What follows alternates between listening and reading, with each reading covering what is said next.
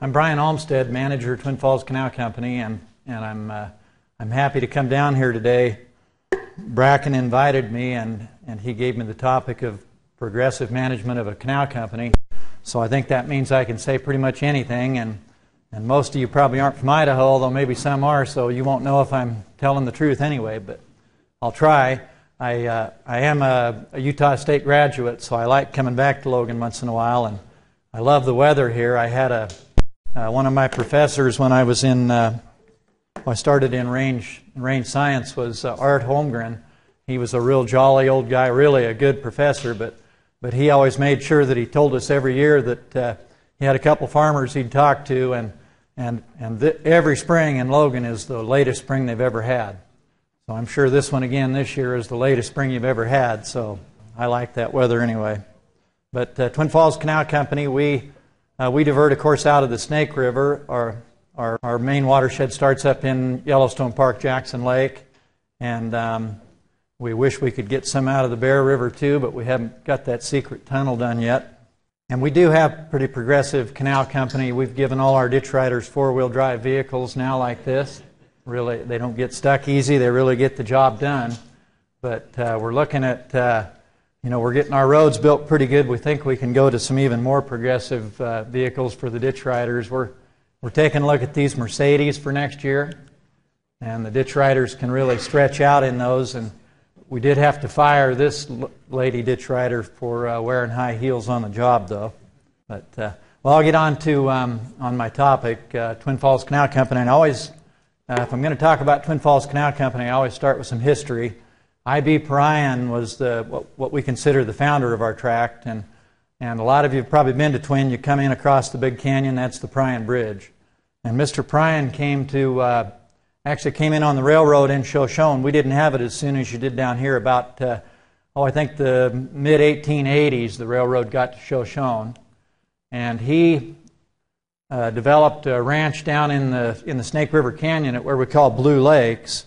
And this is one of the Blue Lakes, and the Blue Lakes grade goes down now to the Blue Lakes Golf Course. I don't know if any of you, if you've looked off the PERRINE Bridge, you see the two golf courses down there. Well, that is the Blue Lakes Country Club.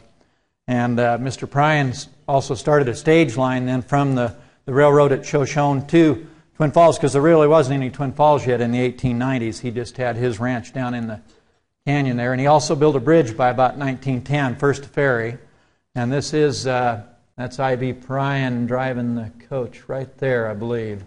Raised cattle down there in the canyon. He had water. The Blue Lakes had big springs that came out, and they were part of the ESPA, the Eastern Snake Plain Aquifer, that, of course, has been there for thousands of years. So there was lots of water down in the canyon, no water up on top of the canyon. The canyon's almost 500 feet deep there at Twin Falls. So the only water to be had was down in the deep canyon. And Mr. PERRINE developed about 500 acres. He had orchards, and he had some cattle grazing. This was his house right on Alpheus Creek, which, again, was a spring-fed stream. So he really had a pretty place down there. But Mr. PERRINE, more than he was even a farmer, he was a salesman. He thought that he could develop ground up above. There was a lot of good sagebrush up on top, 500 feet above, but still good soil up there. So that was his dream, was to get some neighbors and to develop the ground up on top of the canyon. So he went upstream. About halfway to Burley is where the canyon starts, the Snake River Canyon that goes by Twin. And this is a spot that, historians called it Cauldron Lynn. It was the site of a disaster in one of the the earliest exploration of the Snake River country. Lewis and Clark had come through in 1804 and 5 through the Lamhi and Clearwaters, but nobody had been down the Snake until this Wilson Price Hunt expedition in 1811. Did I say 1805 for Lewis and Clark? Anyway, 1811, the Hunt expedition came through, and they capsized here at the future site of Milner Dam, or somewhere just downstream from it. And so they were the first white people that died in Idaho that anybody, actually only one, a French trapper named Antoine Clapine. They were trying to establish an overland route through to the Fort Astoria on the Columbia. And they did do it, but they wrecked their canoes and had to walk the rest of the way. Anyway, that's where Mr. PERRINE selected to build the dam, and he knew he could do it there because the river was in 3 channels. So he could build 3 smaller dams rather than one major dam, and this 3,400 second feet was the enough to irrigate 250,000 acres was what he was planning on filing on. This was CARE Act. The Bureau of Reclamation in 1900 didn't exist yet. I think it was 1902. So, and I'm sure a lot of your canal companies down here in the Bear River and even in the Idaho Falls area, they were probably CARE Act companies, some of them too, where the federal government would give the state the land, and the state then could sell it very cheaply to people that would develop an irrigation tract. And this was Mr. Pryan's sales office, Twin Falls Investment Company, first building in Twin Falls. And in 1904, they didn't sell much because nobody really believed that he was going to get his dam built and get 1,000 miles of canals built, because most other CARE Act companies that had very much ambition had failed, or they didn't have water. Mr. Pryan wasn't deterred. He went back east and found some investors, raised over $1 million, and started building Milner Dam. And this was about 1903. This was real advanced technology for dam building at the time. They actually built a little power plant, diverted water out of the stream, and had an electric, a series of electric derricks across the island so they could dump the rocks. Can you see there should be a double redwood core in the middle of the dam? It has a double core of redwood, and then they just piled rocks on both sides of it. And of course, he advertised it as a impermeable central core with an immovable mass of rocks around it. So that's what it was rocks piled around a couple of redwood, and people bought it. So somehow they didn't have any OSHA or anybody. It was a real, you could do whatever you wanted back in those days. So if you wanted to build a dam, you just went and built one however you could do it. And if a few people got killed, there was lots there to take their place. This was the town of Milner, growing in the background, real boom town for about 10 years while the dam and canals were being built. A couple thousand people, lots of saloons, and they needed lots of whiskey because they slept in a dirty old tent at night and then ran a pick and shovel all day. And a lot of the work was done in the winter because a lot of the workers were maybe farmers in the Idaho Falls area that would then bring their teams of horses down in the winter time to work on the Twin Falls project. At a lot of these gin poles, a lot of blasting, very dangerous work and really hard work. The last major obstacle after they got the dam built, Rock Creek is a large drainage that goes through the middle of the Twin Falls tract. It actually drains about probably 40,000 acres of the Twin Falls drains into Rock Creek, and quite a canyon. So they had to build a siphon over it, and a real engineering hurdle at that time. This gentleman was named Frank Buell. Actually, Peter Kimberly, Frank Buell, Walter Filer, and I'm not sure who the other guy was. Brigham Young, I think. No, actually, he was the dam designer. He was a hydrologist out of California. But Frank Buell was a multimillionaire in 1900, and he owned an iron foundry back in Pennsylvania. So he built this special cast, this steel siphon, and at his foundry in Pennsylvania, and they hauled it out on the railroad to Kaimana and put it together. So that was the last hurdle. We still use this pipe today. It's a 10-foot siphon, carries 1,400 feet of water, 1,400 CFS of water, and it's still in perfect condition. We relined it with a polyurethane liner 9 years ago now, and the people who examined it at the time couldn't believe the quality of the steel still. So Mr. Buell was kind of a philanthropist in addition to being an investor, and he eventually did get his money back on the project, but he poured a lot of money in, really not knowing whether it would come back or not. But he just thought the West needed to be developed, and agriculture was essential if we were going to do it. And so he didn't really care. He wanted to build a first-class project and get it done, whether and wouldn't let it run out of money, essentially. A lot of other projects went broke when they got into those difficult hurdles. Opened the gates in 1905, diverted the water. By 1910, almost the whole 200,000 acres was being diverted. 120 miles of main canals and 1,000 miles of feeder canals and ditches. It was the biggest canal system in the world at the time. And then the next year, 1905, they had a land sale, and they sold very, very well. People saw the water was getting there, the crops were beautiful, and they didn't have any trouble selling the rest of the land. Mr. Buell and the other investors got their money back real quickly. Now, Mr. Pryan, I told you he was a salesman. He'd sold everybody on this 3,400 second feet of water. Well, he didn't really tell them that the earlier Mormon pioneers and others up in the Idaho Falls area had already developed all the water in the Snake River by about 1890. So this is people building the Great Feeder Canal by Idaho Falls.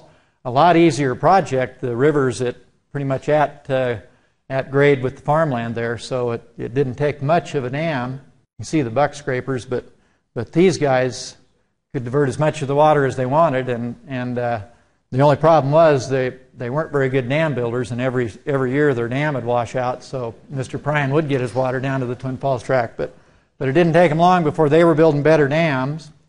And then the Bureau of Reclamation started in 1906 with the MINIDOKA Dam.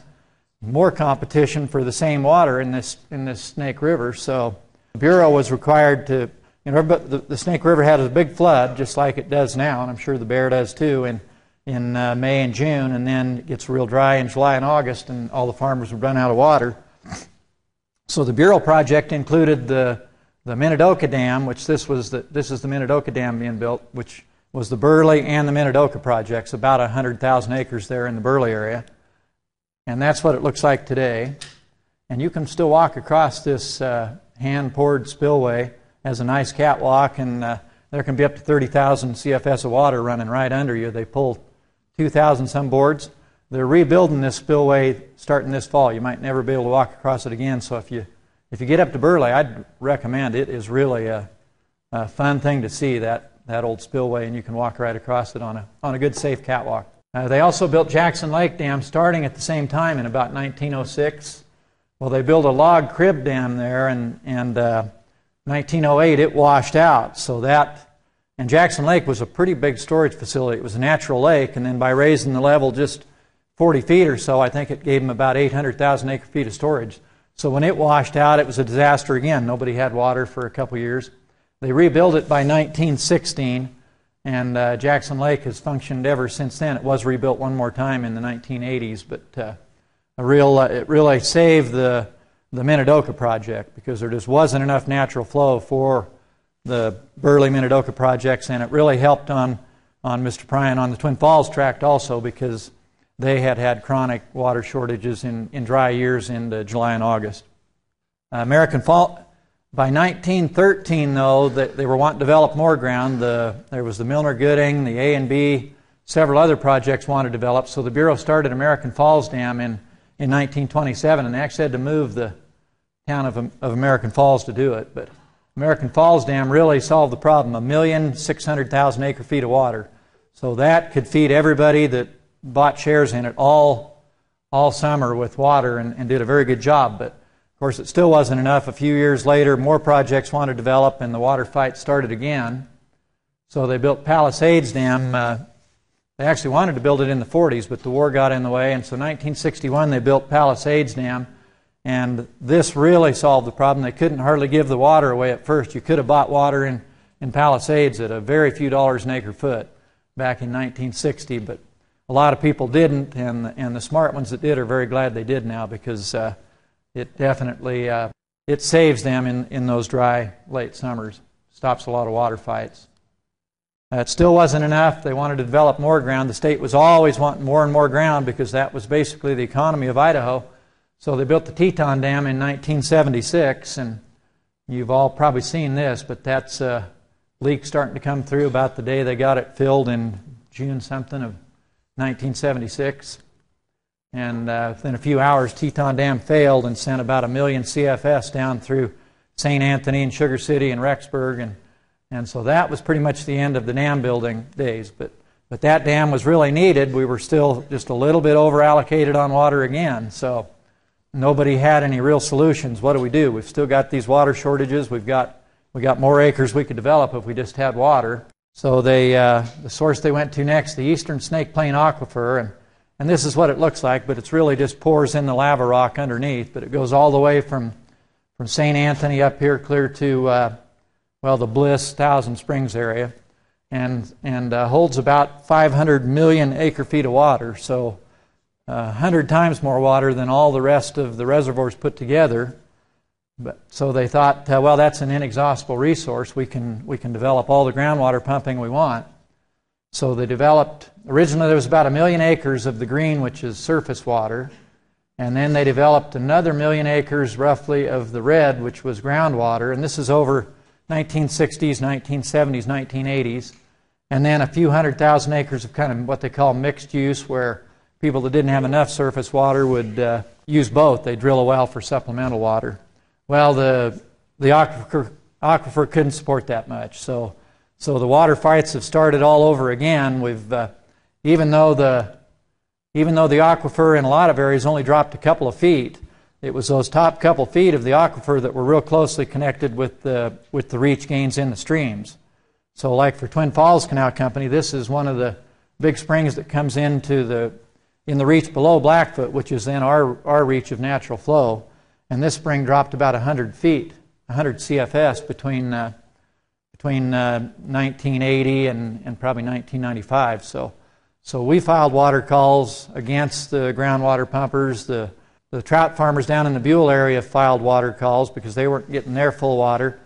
A and B Irrigation District, which was a Bureau project that had both deep wells and surface water, filed a water call. So we've been fighting these 3 water calls for about the last, 10 years. It's coming pretty close to the Supreme Court. But I think what everybody's finally realized is that nobody's really going to win. Everybody's kind of losing. We need to farm as many acres as we can, but we need to have a sustainable aquifer. And by, if we can figure out some cooperation, for one thing, make the state take some responsibility and put some money in, because they were giving away all additional water rights and claiming that it was an unlimited resource, when in reality they knew that spring flows and things were dropping and that it was going to be a fight. But they were making 50,000 acres a year. That's a big boost to the farm economy. So we've got to do some things. We're trying to convert. We do have a pretty good water bank system in the Upper Snake reservoirs. Most years there is more water than everybody can use, so we can convert from groundwater to surface water in any years that there is enough water. And this is all part of this CAMP program you've probably heard of, Comprehensive Aquifer Management Program. The state and all the water users have joined together in it and try to find some solutions. And so recharge is a big component of it. We're looking at some sites on, in the Upper Valley, the Fremont-Madison Canal, and particularly in the Aberdeen-Springfield area, which is getting into the lava, the lower reaches of the river.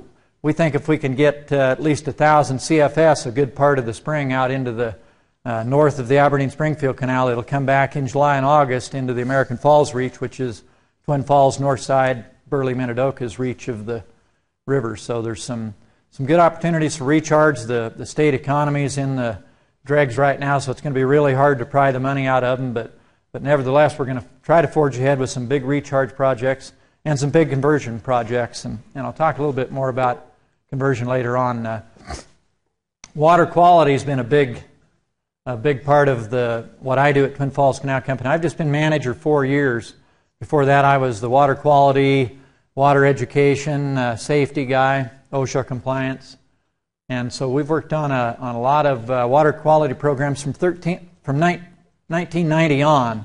We started seeing the TMDLs coming, and we had some severe problems. We have, as of 1990, we were still 95% gravity irrigated, furrow irrigated like this. We're a little steeper ground, I think, than a lot of this maybe is down in the Bear River, about 1 to 1.5% slope. So when you grow beans and corn on open ground, we have pretty severe erosion. This is what Rock Creek, which I told you was the biggest drain coming through, looked like going into the Snake River in 1981, most of the summer. And that would be from bean runoff, corn runoff, sugar beet runoff. So they got into the clean water program in 1990 and started a lot of cost share programs, cost sharing sprinklers with farmers, cost sharing with the canal companies or farmers to build ponds and wetlands and those sorts of things. Same picture, Rock Creek in 2001, I think that is. We got probably 90% of the sediment out of Rock Creek, so that was a real success. So the canal company knew that that wasn't the only drain we have. We have about at least 15 others. So we've been real aggressive in pursuing 319, which I assume it's available in Utah. It comes through EPA through Clean Water Act money, and in Idaho it's administered by the DEQ. But you apply for it as a grant, and then you have to have a local match. So I assume you've got something like that in Utah. But one of the districts, conservation districts that Snake River Canal, or that the Twin Falls Canal Company works with, is the Snake River SCD. And we've done, I think, 9 now, 319 projects with them. Total of, well, almost $400,000 of grant and over $500,000 of matching. We've actually done several since then. Then we have the Balanced Rock and Twin Falls District that we've done 2 or 3 each with. So we're probably 15 projects in 319 and well over $1 million of both grant and local match that have gone into them. And it gets us a lot of good PR. This was one of the first ones we built. This is on the PERRINE coulee, which is a major feeder lateral that goes into the city of Twin Falls and then to farmland beyond. And we built this one in 2003. It's a 15-acre wetland, and with the 319 money, by manipulating with conservation easements, the conservation district actually was able to buy this piece of ground. So we can have perpetual conservation easements on these wetlands, because it cost $100,000 or more to build one. And this is what it looks like after a few years of planting willow trees and different things. But this one, it's a drain that collects a lot of muddy water, and then we clean it up in this pond and another series of bulrush ponds down below, and then we deliver it to the city of Twin Falls. And I'll talk about that a little more later. This is another one, the East PERRINE coulee, basically a $100,000 or so project. These don't look like much compared to the wetlands you have out here around Logan, but in Twin Falls, 15 or 20 acres is a big wetland. I mean, we don't have any natural wetlands. Everything's down in the canyon 400 feet below. So the public really likes them. The bird watchers like them. Everybody. It's a real good PR for the canal company, and they take out probably 90% of the sediment. Now, we're not doing as good on phosphorus, and luckily nobody else on the Snake River is either yet, so they haven't clamped down on us much on that. LSLQ wetland, we, again, with the Conservation District, we got some fish and game money, some INEL money.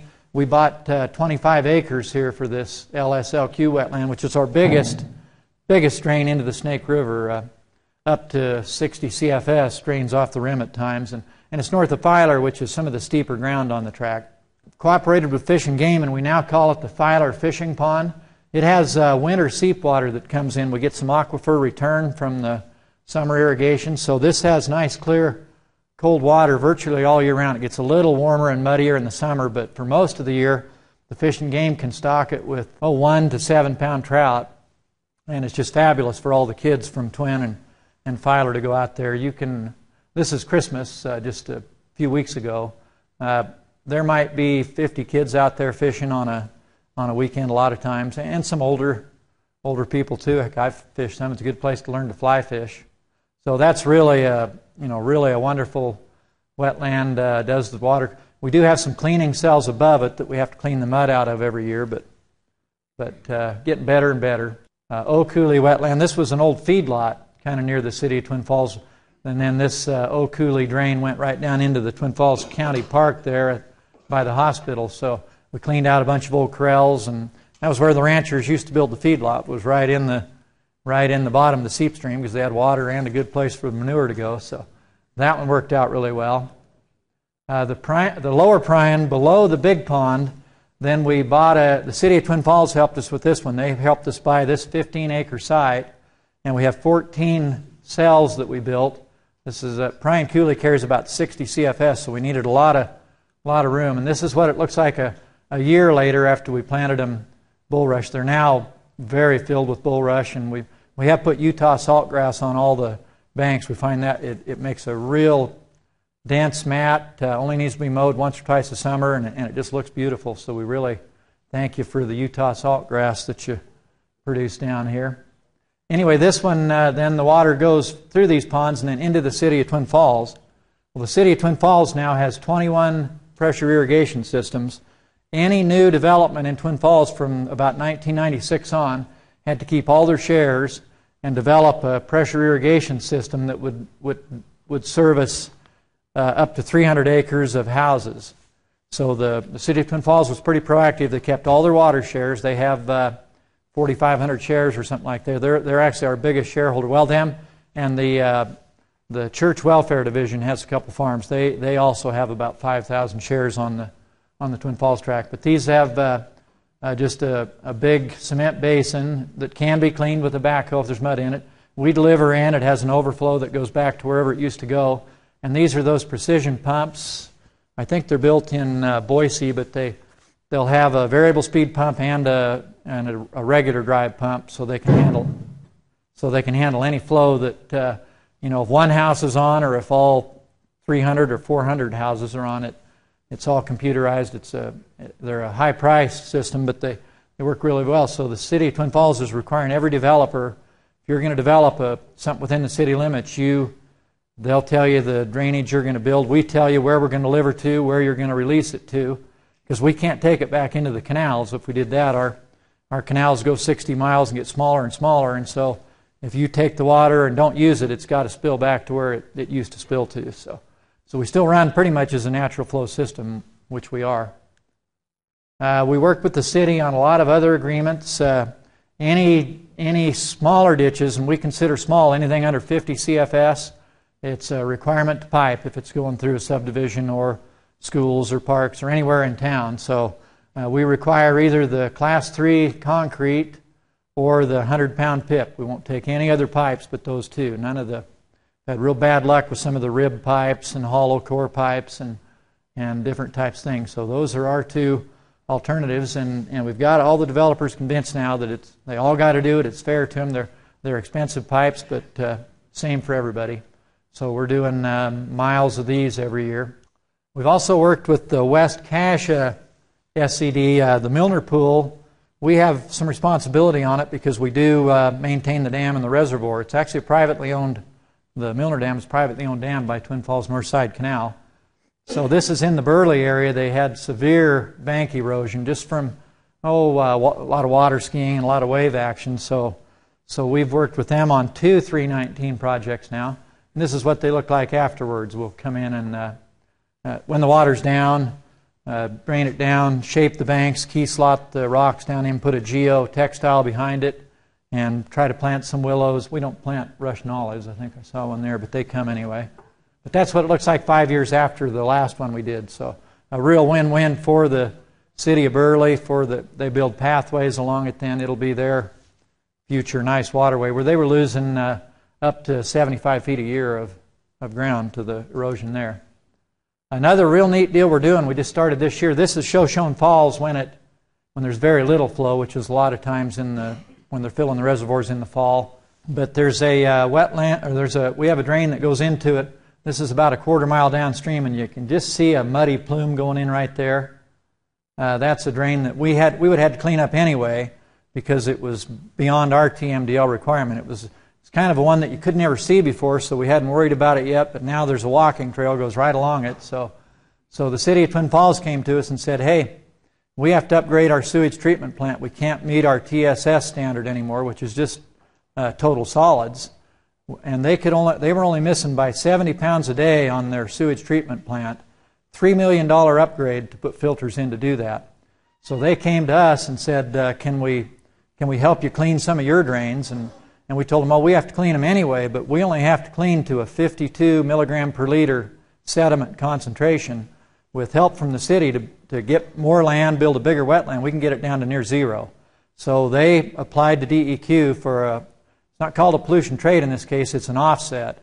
And DEQ has approved it, and it's within 1 week of getting through the public comment period with no negative comments. But we've done a real good job of publicizing what a benefit it's going to be. The city had 27 acres of sagebrush up on top of the rim above this Shoshone Falls area, which it's lucky they had the foresight to buy it 30, 40 years ago, because this is $100,000 an acre plus ground now anywhere near the falls. But they bought it, and so they said, let's build a wetland. Let's see what we can do out in that sagebrush.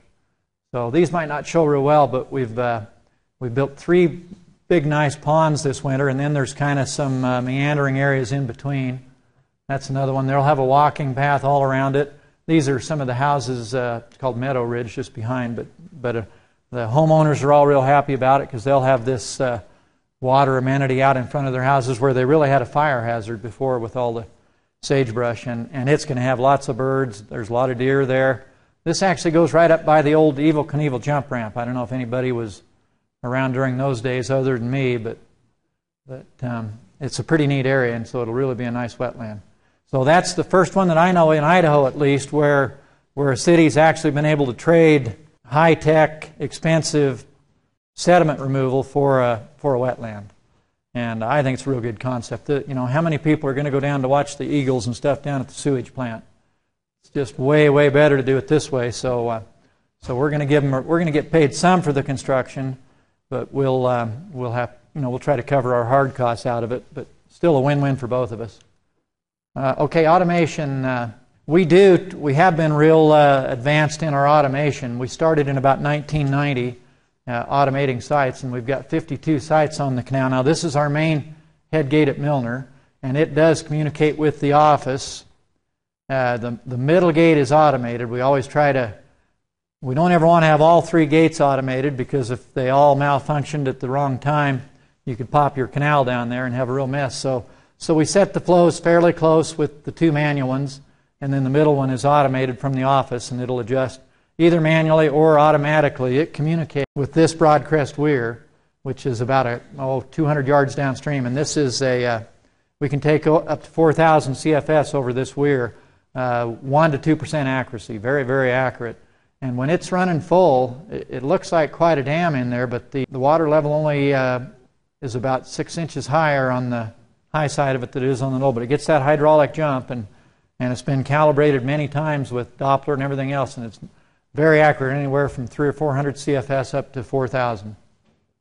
So this communicates every 15 minutes with the gates up above, and so if the water master tells them, I want 3,200 CFS, then it'll check every 15 minutes and adjust, make a slight adjustment because the Milner pool does change somewhat depending on wind and other things. So it's been a real nice feature there. We've got 40 or 50 of the bigger diversion laterals automated, and generally they're just the Waterman gates, and we'll have two of them, one manual and one that's automated with a solar panel and a battery, and then the telemetry that goes back to the office again, so the water master can adjust it from the office based on stage levels and stuff. Because this particular lateral comes off of what we call Deep Creek, which is it's a natural channel that we use to transport water, but it also receives wastewater from farmers, so you get a lot of fluctuation. So any of those, you really need the automation, and I'm sure this is something that a lot of canal companies are getting. Now we are trying a real Cadillac gate here this year. Some of you have probably seen them. The Design Associates, I think it is, probably comes to your Utah Water Conference and wants to sell these stainless steel gates. Built down in California, and they're all stainless steel, and they're a double gasketed gate. In the smaller sizes, they're way expensive, but when you get up, this is a 30-inch one, not much more expensive than the regular Waterman or Fresno gate. So we're really excited to try this, and we sent it to Oregon to have the automation put on it. It's a whole new system. Instead of having the big stem sticking up and everything, they've compacted it all in, and it has a nice little battery set up. And so this one, and the reason we put this one in and made it a Cadillac, I told you we're trying to work with conversions with a lot of the groundwater users. Well, Southwest Irrigation District is immediately east of us, between Murtaugh and Oakley, about 100,000 acres of groundwater, way overdeveloped. Their aquifer has gone down over 200 feet.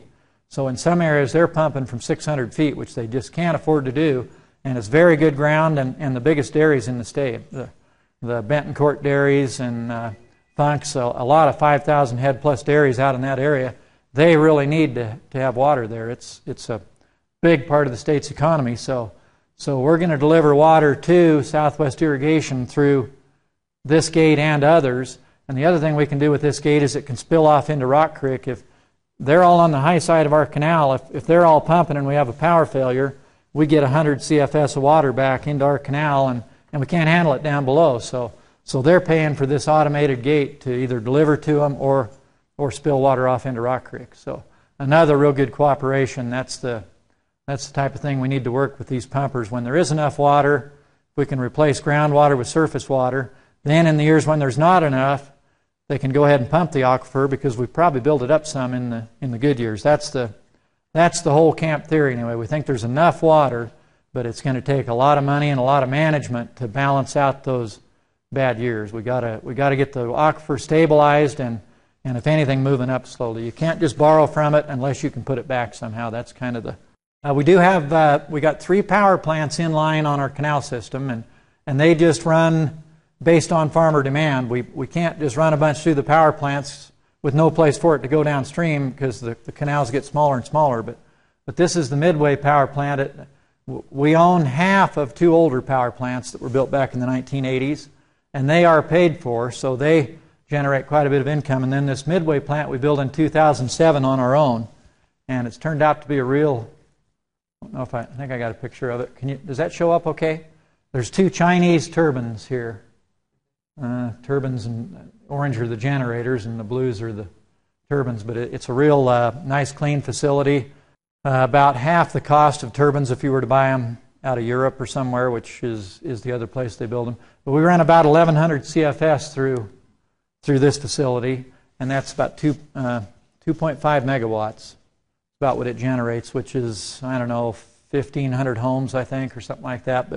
But what it matters to us is this plant will pay for itself in 8 years, and then it will generate about $500,000 a year to help the stockholders. There's some maintenance and there's some other costs that you have, but if you have sites like this, it really works. Now, we did finally get the renewable energy credits for this plant, which to the tune of about $50,000 last year. It was a 3-year process to get it, but you can, if you're willing to work hard enough, you can get those. You can sell your renewable energy credits to places in California that want to buy green power, and they don't have to buy your power. They can buy your credits and then buy the power from somebody that's a dirty polluter or whatever. So that's another source of income. But at this point, between the 3 plants, my budget's about $6 million a year, and I can get almost $1 million of it from the power plants. So I charge my farmers $24 maintenance fee instead of about $29 is what it amounts to. So it's a real big help for the stockholders, and it's sure real good from a tax standpoint. If you can build another one, you can defer a lot of taxes. So it's really been a good process. I know Eastern Idaho's doing some. I think the Bear River's doing some too. I don't think we're the only ones doing this, but we sure have been happy with it. It's a nightmare building them. We had to do a bunch of blasting. This was just kind of a long rapid, so we had to blast 28 feet. Well, we got sued by everybody that had a well within 3/4 of a mile of there, and most of them, I think their wells have been contaminated their whole life, but they finally had somebody to sue. So we drilled new wells for all of them, and we got out of the lawsuits by being nice neighbors. But some of them, it was an old well in the garage where they drained the motor oil, and it was a crazy deal. One other thing that I think's been a real step forward. We were the first canal company in the world to use the CASCADE ENDOTHALL herbicide in 2009. I imagine some of you probably used it last year, and it's not perfect, but it's way better than, at least in my opinion, anything we've had. And we didn't have anything before because we've got, because we have those seep streams all along our canals. We also have a lot of rainbow trout facilities. And anytime we ever tried to use magnesite or xylene, we always killed trout and got in a lawsuit. So we've been mechanically chaining for the last 100 years. This is just a typical day's moss pile on one of our canals. We chain them 3 times a summer, and some of the smaller ones up to 5, but even the main ones.